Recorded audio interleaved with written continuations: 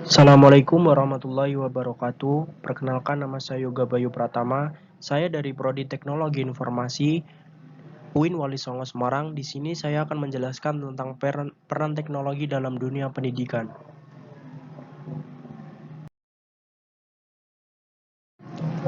Dampak teknologi terhadap proses belajar mengajar. Apa sih dampak dari teknologi terhadap proses belajar mengajar itu?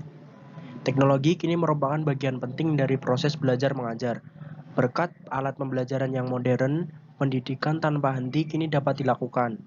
Keterlibatan antara mahasiswa untuk meningkatkan kemampuan dan pengetahuan berkembang pesat.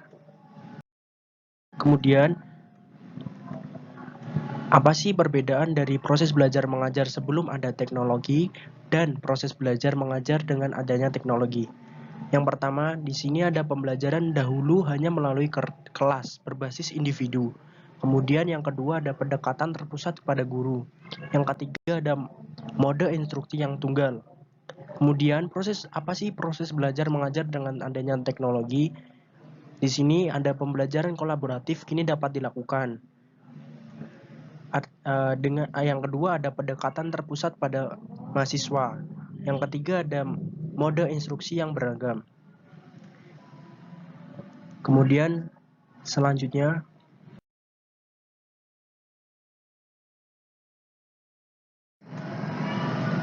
apakah inikah metode gaya belajar di era teknologi? Belajar dengan jarak jauh bukanlah hal yang baru lagi.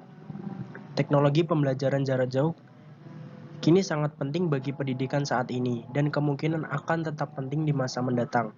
Sekolah dapat menggunakan atau menawarkan kombinasi belajar jarak jauh dan tatap muka. Kemudian, apa sih peran teknologi interaktif dalam pembelajaran? Teknologi interaktif mengubah proses pembelajaran. Teknologi interaktif memungkinkan mahasiswa untuk meningkatkan kemampuan mereka dalam berkomunikasi dengan teman sekelas maupun dosen. Kemudian, manfaat teknologi interaktif. Manfaat teknologi interaktif itu dibagi menjadi dua, yaitu manfaat bagi dosen dan manfaat kepada mahasiswa itu sendiri. Di sini saya akan membahas tentang manfaat bagi dosen terlebih dahulu.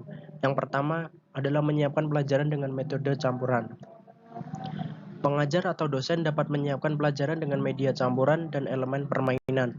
Jadi, dosen dapat memasukkan permainan agar mahasiswa itu tidak bosan. Kemudian yang kedua, ada membantu dosen agar lebih terhubung dengan mahasiswa. Maksudnya adalah dosen lebih mampu berkomunikasi dengan mahasiswa dan mendukung mereka dalam proses belajar. Kemudian yang ketiga ada strategi pengajaran yang fleksibel. Maksudnya adalah dosen dapat menyesuaikan dengan aneka ragam gaya belajar mahasiswa.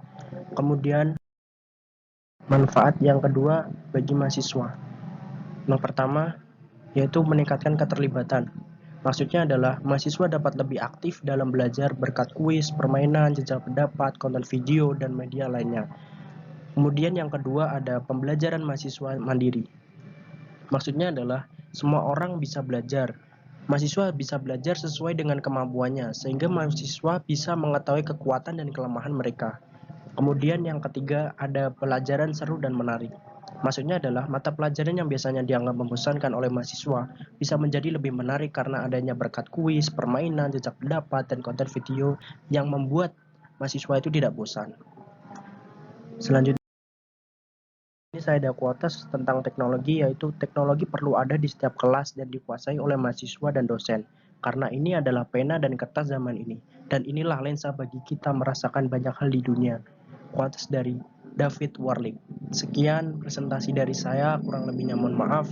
Assalamualaikum warahmatullahi wabarakatuh.